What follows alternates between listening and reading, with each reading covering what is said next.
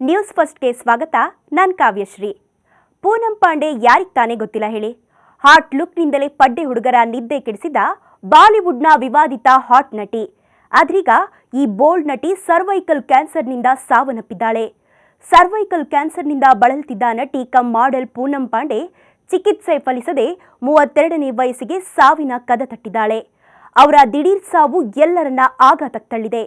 ಪೂನಂ ಪಾಂಡೆ ಬಾಲಿವುಡ್ನಲ್ಲಿ ನಾಯಕಿಯಾಗಿ ತಮ್ಮ ಜರ್ನಿ ಶುರು ಮಾಡಿದ್ದು 2013ರ ನಶಾ ಚಿತ್ರದಿಂದ. 2014ರಲ್ಲಿ ಕನ್ನಡದ ಲವ್ ಇಸ್ ಪಾಯ್ಸನ್ ಚಿತ್ರದಲ್ಲೂ ಪೂನಂ ನಟಿಸಿದ್ರು. ಪೂನಂ ವಿವಾದಕ್ಕೀಡಾಗಿದ್ದು 2011ರ ಭಾರತ ವರ್ಲ್ಡ್ ಕಪ್ ಗೆದ್ರೆ ತಾನು ಬೆತ್ತಲಾಗ್ತೀನಿ ಅನ್ನೋ ತಮ್ಮ ಹೇಳಿಕೆಯಿಂದ. ಅದಾದ ಬಳಿಕ 2012ರಲ್ಲಿ ಕೋಲ್ಕತ್ತಾ ನೈಟ್ ರೈಡರ್ಸ್ ಕಪ್ ಗೆದ್ದಾಗ ತಮ್ಮ ನ್ಯೂಡ್ ಫೋಟೋದಿಂದ ಸದ್ದು ಮಾಡಿದ್ರು ಪೂನಂ ಪಾಂಡೆ. ಹೀಗೆ ನಟನೆಯ ಜೊತೆಗೆ ಹಲವು ವಿವಾದಗಳಿಂದ ಸದ್ದು ಮಾಡಿದ್ದ ಪೂನಂ ಈಗ ಸರ್ವೈಕಲ್ ಕ್ಯಾನ್ಸರ್ಗೆ ಸಾವನ್ನಪ್ಪಿರೋದು ಎಲ್ಲರನ್ನ ಆಘಾತಕ್ಕೆ ತಳ್ಳಿದೆ. ಹಾಗಾದ್ರೆ ಏನಿದು ಸರ್ವೈಕಲ್ ಕ್ಯಾನ್ಸರ್? ಇದು ಇಷ್ಟೊಂದು ಮಾರಣಾಂತಿಕನಾ? ನಿನ್ನೆಯಷ್ಟೇ ಕೇಂದ್ರ ಸರ್ಕಾರ ಘೋಷಿಸಿದ ಬಜೆಟ್ನಲ್ಲಿ ಸರ್ವೈಕಲ್ ಕ್ಯಾನ್ಸರ್ ಬಗ್ಗೆ ಪ್ರಸ್ತಾಪ ಮಾಡಿತ್ತು.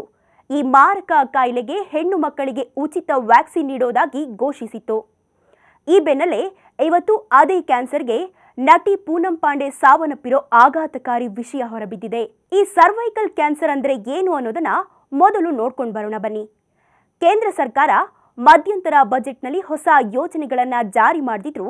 ತಮ್ಮ ಸರ್ಕಾರ ಮಾಡಿರೋ ಕೆಲವೊಂದು ಮಹತ್ವದ ಕೆಲಸಗಳ ಬಗ್ಗೆ ಮಾಹಿತಿ ನೀಡಿತ್ತು. ಅದರಲ್ಲೊಂದು ಗರ್ಭಕಂಠದ ಕ್ಯಾನ್ಸರ್ಗೆ ಉಚಿತ ವ್ಯಾಕ್ಸಿನ್ ನೀಡ್ತಿರೋದು. 9ರಿಂದ 14 ವರ್ಷದೊಳಗಿನ ಬಾಲಕಿಯರಿಗೆ ಗರ್ಭಕಂಠದ ಕ್ಯಾನ್ಸರ್ಗೆ ವ್ಯಾಕ್ಸಿನ್ ಉಚಿತ ನೀಡಲಾಗುವುದು ಎಂದು ಘೋಷಿಸಿದ್ದಾರೆ. ಅಂದಹಾಗೆ ಗರ್ಭಕಂಠದ ಕ್ಯಾನ್ಸರ್ ಬಗ್ಗೆ ಸರ್ಕಾರ ಇಷ್ಟೊಂದು ಮಹತ್ವ ಕೊಡೋಕೆ ಕಾರಣ ಇದೆ. ಸುಳಿವೆ ಕೊಡದಂತೆ ಎಂಟ್ರಿ ಕೊಡೋ ಈ ಕಾಯಿಲೆ ಎಚ್ಚರ ವಹಿಸದಿದ್ರೆ ಸದ್ದಿಲ್ಲದೆ ಬಲಿ ಪಡಿತಿದೆ. ಇದನ್ನ ಗಂಭೀರವಾಗಿ ತೆಗೆದುಕೊಂಡಿರೋ ಸರ್ಕಾರ ಗರ್ಭಕಂಠದ ಕ್ಯಾನ್ಸರ್ಗೆ ಲಸಿಕೆಯನ್ನ ಉಚಿತವಾಗಿ ನೀಡುತ್ತಿದೆ. ಮಹಿಳೆಯರಲ್ಲಿ ಕಂಡುಬರುವಂತಹ ಕ್ಯಾನ್ಸರ್ಗಳಲ್ಲಿ ಇತ್ತೀಚೆಗೆ ಗರ್ಭಕಂಠದ ಕ್ಯಾನ್ಸರ್ ಜಾಸ್ತಿ ಆಗ್ತಿರೋದು ಆಘಾತಕಾರಿ ವಿಷಯ. ಹಾಗಾದ್ರೆ ಗರ್ಭಕಂಠದ ಕ್ಯಾನ್ಸರ್ ಅಂದ್ರೆ ಏನು ಅಂತ ನಿಮಗೆ ಗೊತ್ತಾ? ಬನ್ನಿ, ಅದರ ಬಗ್ಗೆ ನಾನಿವತ್ತು ನಿಮಗೆ ಮಾಹಿತಿ ಕೊಡ್ತೀನಿ. ಸರ್ವೈಕಲ್ ಕ್ಯಾನ್ಸರ್ ಇಂಡಿಯಾದಲ್ಲಿರೋ ಎಲ್ಲ ಕ್ಯಾನ್ಸರ್ ರೋಗಿಗಳಲ್ಲಿ ಅರ್ಧದಷ್ಟು ಸರ್ವೈಕಲ್ ಕ್ಯಾನ್ಸರ್ ರೋಗಿಗಳಿದ್ದಾರೆ. 50% ಕ್ಯಾನ್ಸರ್ ರೋಗಿಗಳು ಗರ್ಭಕಂಠದ ಕ್ಯಾನ್ಸರ್ನಿಂದಾಗಿ ಸಾವನ್ನಪ್ಪಿದ್ದಾರೆ. ಇಂಡಿಯಾ ಹಾಗೂ ಅಂಡರ್ ಡೆವಲಪ್ ದೇಶಗಳಲ್ಲಿ ಸರ್ವೈಕಲ್ ಕ್ಯಾನ್ಸರ್ ಜಾಸ್ತಿ ಆಗಿದೆ. ಭಾರತದ ಗ್ರಾಮೀಣ ಭಾಗದಲ್ಲಿ ಅತಿ ಹೆಚ್ಚು ಗರ್ಭಕಂಠದ ಕ್ಯಾನ್ಸರ್ ಕಾಣಿಸ್ತಿದೆ. ಈ ಕ್ಯಾನ್ಸರ್ ಯಾವಾಗ ಆಗುತ್ತೆ ಅಂದರೆ ಹ್ಯೂಮನ್ ಪ್ಯಾಪಿಲೋಮ್ ವೈರಸ್ ಇನ್ಫೆಕ್ಷನ್ ಗರ್ಭಕೋಶದಲ್ಲಿ ಆದಾಗ ಈ ಗರ್ಭಕಂಠದ ಕ್ಯಾನ್ಸರ್ಗೆ ತುತ್ತಾಗ್ತಾರೆ.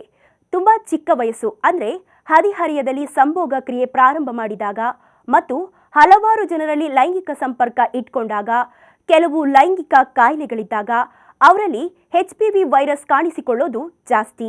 ಅಷ್ಟೇ ಅಲ್ಲ, ಸ್ಮೋಕಿಂಗ್ ಮಾಡೋರಲ್ಲಿ ಮತ್ತು ಜನನಾಂಗದ ಸ್ವಚ್ಛತೆ ಕಾಪಾಡಿಕೊಳ್ಳದೇ ಇದ್ದವರಲ್ಲಿ ಇಂಥ ವೈರಸ್ ಕಾಣಿಸಿಕೊಳ್ಳುತ್ತೆ. ಅಂದಹಾಗೆ ಇದರ ಲಕ್ಷಣಗಳು ಏನು ಅಂತ ನೋಡೋದಾದ್ರೆ, ಮುಟ್ಟು ನಿಂತ ಬಳಿಕ ಅಂದರೆ 50 ವರ್ಷಕ್ಕೆ ಮುಟ್ಟಾಗೋದು ನಿಂತಿದ್ರೂ 2-3 ವರ್ಷಗಳಲ್ಲಿ ಮತ್ತೆ ರಕ್ತಸ್ರಾವವಾದರೆ ನೆಗ್ಲೆಕ್ಟ್ ಮಾಡಬೇಡಿ, ಹೆಚ್ಚಿನ ಗಮನ ಕೊಡಿ. 2 ಸೈಕಲ್ ಮಧ್ಯದಲ್ಲಿ ಬ್ಲೀಡ್ ಆದರೆ ಅಂದರೆ 21 ದಿನದ ಸೈಕಲ್ನಲ್ಲಿ 5 ಅಥವಾ 10 ದಿನಕ್ಕೆ ಬ್ಲೀಡಿಂಗ್ ನಿಂತ ಮೇಲೂ ಮತ್ತೆ ಬ್ಲೀಡಿಂಗ್ ಕಾಣಿಸಿಕೊಂಡ್ರೆ ತೋರಿಸ್ಕೊಳ್ಬೇಕು. ಲೈಂಗಿಕ ಸಂಪರ್ಕ ಆದಮೇಲೆ ಬ್ಲೀಡಿಂಗ್ ಕಂಡು ಬಂದರೂ ಡಾಕ್ಟರ್ಗೆ ತೋರಿಸೋದು ಒಳ್ಳೆಯದು. ಅಸಾಮಾನ್ಯ ಯೋನಿ ಡಿಸ್ಚಾರ್ಜ್ ಅಂದರೆ ನೀರಿನಂಶ, ರಕ್ತಸಿಕ್ತ ಸ್ರಾವ ಅಥವಾ ದುರ್ವಾಸನೆ ಬರುವುದು. ಪೆಲ್ವಿಕ್ ನೋವು ಅಂದರೆ ಕೆಳ ಹೊಟ್ಟೆ ಅಥವಾ ಸೊಂಟದಲ್ಲಿ ನೋವು ಕಾಣಿಸುವುದು.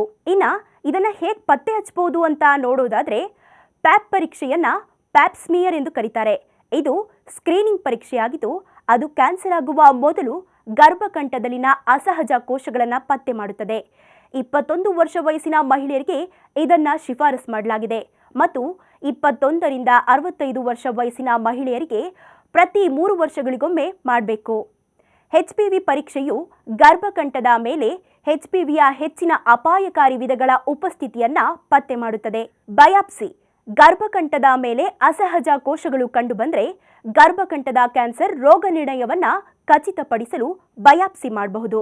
ಅಂದಹಾಗೆ ಇದನ್ನ ಹೇಗೆ ತಡೆಗಟ್ಟಬಹುದು ಅಂತ ನೋಡೋದಾದ್ರೆ, HPV ವ್ಯಾಕ್ಸಿನೇಷನ್ ತೆಗೆದುಕೊಳ್ಳೋದ್ರಿಂದ ಗರ್ಭಕಂಠ ಕ್ಯಾನ್ಸರ್ ತಡೆಯಬಹುದು.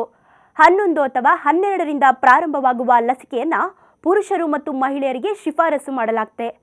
9ರಿಂದ 13 ವರ್ಷ ವಯಸ್ಸಿನ ನಡುವೆ ನೀಡಲು ಸೂಚನೆ ನೀಡಲಾಗಿದೆ. ಆದರೆ ಲಸಿಕೆಯನ್ನ 26 ವರ್ಷಗಳವರೆಗೂ ನೀಡಬಹುದು. ಸ್ಪೆಷಲ್ ಸುದ್ದಿಗಾಗಿ ನೋಡ್ತಾ ಇರಿ ನ್ಯೂಸ್ ಫಸ್ಟ್, ನಿರ್ಭೀತಿಯಿಂದ ನಿಮ್ಮ ಪರವಾಗಿ.